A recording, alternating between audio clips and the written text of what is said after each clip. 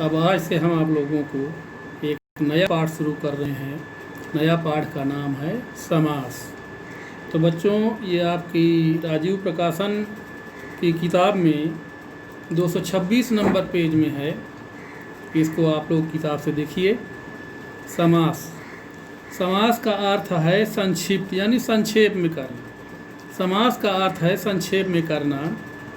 जब दो या दो से अधिक पद परस्पर मिलकर नया शब्द बनाते हैं तो उनके बीच की विभक्तियों का लोप हो जाता है और बना हुआ शब्द जो है वो समास कहलाता है। यानी नया जो बना हुआ शब्द होता है वो समास कहलाता है। यथा रामस्य पुत्रः बराबर रामपुत्र है, यानी रामस्य पुत्र का जो अर्थ है वही रामपुत्र का भी अर्थ है। रामस्य पुत्र का मतलब राम का पुत्र, और राम पुत्र का मतलब राम का पुत्र। विशाल बाहु यस्य सः बराबर विशाल बाहु, यानी विशाल हैं भुजाएं जिसकी, और विशाल बाहु यानी लंबी भुजाओं वाला। अब विग्रह देखिए। समास के अर्थ को स्पष्ट करने के लिए जिन पदों को अलग किया जाता है उन्हें विग्रह कहते हैं। यथा रामस्य पुत्रः विशालः बाहु यस्य सः, यानी रामस्य पुत्र है ये विग्रह है, विशालः बाहु यस्य सः ये विग्रह है, और राम पुत्र है ये जो है समस्त पद है या समासिक पद है। विशाल बाहु समस्त पद या समासिक पद है। और समस्त पद देखिए किसे कहते हैं?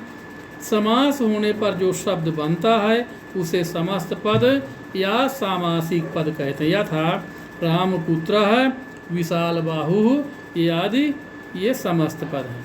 अब समास के भेद। तो समास के भेद देखिए बच्चों, ये समास के प्रमुख रूप से 6 भेद होते हैं। अव्ययीभाव समास, तत्पुरुष समास, कर्मधारय समास, द्विगु समास, बहुव्रीहि समास और द्वंद्व समास। तो कक्षा 11 में ये 3 समास कोर्स में है, यानी तत्पुरुष समास, कर्मधारय समास और बहुव्रीहि समास। और इसी प्रकार से कक्षा 9 में भी 3 समास, कक्षा 10 में भी 3 समास हैं। इसलिए ये कक्षा 9 के लिए भी 10 के लिए भी हर कक्षा के लिए ये बहुत ही ज़रूरी है। ये हर कक्षा के लिए आवश्यक है। अब जैसे कक्षा 9 में तत्पुरुष समास है और कर्मधारय समास है और द्वंद्व समास है। कक्षा 11 में तत्पुरुष समास, कर्मधारय समास और बहुव्रीहि समास। और इसी प्रकार से कक्षा 10 में है ये अव्ययीभाव समास और द्विगु समास और बहुव्रीहि समास। ये 3 समासें कक्षा 9 और कक्षा 10 में, और 11 में 12 में हर क्लास में 3 समास हैं। लेकिन कुछ समास कक्षा 9 में हैं और कुछ समास कक्षा 10 में, कुछ 11 में, कुछ 12 में, इस तरह करके 1-2 कम ज़्यादा करके सब में। इसलिए ये पाठ सबके लिए भी आवश्यक है। तो अब पहला इसमें तत्पुरुष समास देखिए, जिसमें प्रायः उत्तर पद का अर्थ प्रधान होता है वहाँ तत्पुरुष समास होता है। इसका सूत्र है, परिभाषा है संस्कृत में, प्रायेण उत्तर पदार्थ प्रधानः तत्पुरुषः। प्रायः उत्तर पद का अर्थ प्रधान होता है जहाँ पर, वहाँ तत्पुरुष समास होता है। प्रायेण उत्तर पदार्थ प्रधानः तत्पुरुषः। प्रायः उत्तर पद के अर्थ का अर्थ जो जहाँ प्रधान होता है वहाँ तत्पुरुष समास होता है। जैसे गंगा जलम आनय, यहाँ पर आनय इस क्रियापद के साथ जल का ही साक्षात संबंध होता है। अतः जल उत्तर पद का अर्थ ही प्रधान होने के कारण यहाँ तत्पुरुष समास है। अब बच्चों देखिए तत्पुरुष समास के भेद। तत्पुरुष समास के कई भेद होते हैं। तो पहला व्यधिकरण तत्पुरुष समास। जिस तत्पुरुष समास में प्रथम पद या पूर्व पद का तथा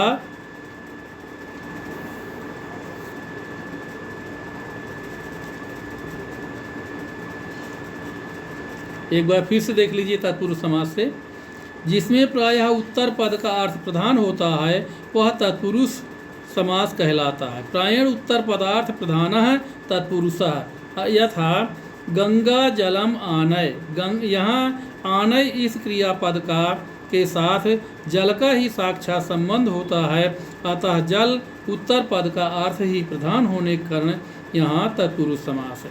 अब तत्पुरुष समास के भेद, तो तत्पुरुष समास के भेद में पहला देखिए व्यधिकरण तत्पुरुष समास। जिस तत्पुरुष समास में प्रथम पद या पूर्व पद तथा द्वितीय पद या उत्तर पद दोनों भिन्न भिन्न विभक्तियों में हो वहाँ व्यधिकरण तत्पुरुष समास होता है या वह व्यधिकरण तत्पुरुष समास कहलाता है। यथा गो सुखम में गोभ्य सुखम यानी गोभ्य में चतुर्थी विभक्ति है तथा सुखम में प्रथमा विभक्ति है। इस प्रकार दोनों पृथक पृथक विभक्तियों में होने से यहाँ व्यधिकरण तत्पुरुष समास है। व्यधिकरण तत्पुरुष के 6 भेद होते हैं। द्वितीया तत्पुरुष, तृतीया तत्पुरुष, चतुर्थी तत्पुरुष, पंचमी तत्पुरुष, षष्ठी तत्पुरुष, सप्तमी तत्पुरुष। अर्थात प्रथम पद जिस विभक्ति का है वह उसी विभक्ति से संबंधित तत्पुरुष होगा। यथा द्वितीय विभक्ति का देखिए, समस्त पद एक तरफ है, दूसरी तरफ समास विग्रह है और फिर तीसरी तरफ है हिंदी में अर्थ। जैसे कृष्णाश्रिता है, कृष्णम आश्रिता है यानी कृष्ण के आश्रित। यहाँ पर द्वितीय तत्पुरुष समास है कृष्णम। और शरणागतः, शरणम आगतः शरण को आया हुआ, शरण को आया हुआ, यहाँ भी द्वितीय तत्पुरुष समास है। अब आगे देखिए, आगे देखिए लोकातीता है, लोकम अतीता, लोक से परे, लोकातीता लोक से परे। भयापन्न, भयम आपन्ना, भय को प्राप्त। रामाश्रिता, रामाश्रिता, राम के आश्रित। इस प्रकार से किताब में बहुत से उदाहरण दिए हुए हैं, उसको आप लोग किताब से देखकर लिख लीजिएगा कापी में। अब तृतीया तत्पुरुष समास का देखिए उदाहरण, हरित्राता है, हरिणा त्राता है, हरिणा त्राता है, विष्णु से रक्षा किया गया, विष्णु से रक्षा किया गया। पाद खंजः, पादेन खंजः, पैर से लंगड़ा। बाणाहतः, बाणेन आहतः, बाण से घायल। धान्यार्थः, धान्येन अर्थः, धान्य से धन यानी फसल से धन पैदा होता। नेत्रहीन है, नेत्रहीन है, नेत्राभ्याम हीन, नेत्रों से हीन। इस प्रकार से किताब में बहुत से उदाहरण है, बच्चों आप सब किताब से देखकर लिखिएगा। अब देखिए चतुर्थी विभक्ति का उदाहरण, यूप दारू हो, यूपाय दारू हो, यूप के लिए दारू यानी खूंटे के लिए रस्सी। यूप माने होता खूंटा, दारू माने रस्सी, खूंटे के लिए रस्सी। धन कामना, धनाय कामना, धन के लिए कामना। सुखार्थम, सुखाय अर्थम, सुख के लिए धन। यहाँ किताब में गलत लिखा हुआ है, सुखार्थम, सुखाय अर्थम यहाँ पर होना चाहिए, सुखाय इदम हो गया है, सुख के लिए धन। धनार्थम, धनाय अर्थम, धन के लिए अर्थ, धन के लिए धन। धनाय इदम, धन के लिए यह यानी और फिर धन के लिए ही धन। तो भूत बलि है, भूतेभ्यः बलि है यानी भूतों के लिए बलि। इस प्रकार से बहुत से उदाहरण हैं, देखिएगा आप लोग। फिर आगे देखिए पंचमी विभक्ति में चौर भयम, चौरात भयम, चोर से भय यानी चौरात में पंचमी विभक्ति है, इसलिए पंचमी तत्पुरुष समास। बंधन मुक्त है, बंधनात् मुक्त है, यहाँ पर बंधन में पंचमी विभक्ति है, बंधन से मुक्त इसलिए पंचमी विभक्ति। राज भयम, राज्ञः भयम, राजा से भय, यहाँ पर भी राज्ञः में पंचमी विभक्ति है, इसलिए पंचमी विभक्ति पंचमी तत्पुरुष समास। वृक्ष पतिता है, वृक्षात पतिता, वृक्ष से गिरा हुआ, यहाँ पर भी पंचमी विभक्ति है क्योंकि वृक्षात में पंचमी विभक्ति है। अब आगे देखिए, सिंह भीता, सिंहात भीता, सिंह से डरा हुआ। अश्वपतिता, अश्वात पतिता है। और मार्ग भ्रष्ट है, मार्गात भ्रष्ट है, यानी सब में पंचमी विभक्ति है, इसलिए पंचमी तत्पुरुष समास हुआ। अगला देखिए, षष्ठी तत्पुरुष समास। नरपति है, नराणाम पति है, मनुष्यों का स्वामी। यहाँ पर भी नराणाम में षष्ठी विभक्ति है, इसलिए यहाँ पर भी षष्ठी तत्पुरुष समास हुआ। अब अगला देखिए, विद्यालय, विद्याया हालिया, यहाँ पर विद्याया है में षष्ठी विभक्ति एक वचन है, इसलिए विद्या का घर, यहाँ भी षष्ठी विभक्ति षष्ठी तत्पुरुष समास हुआ।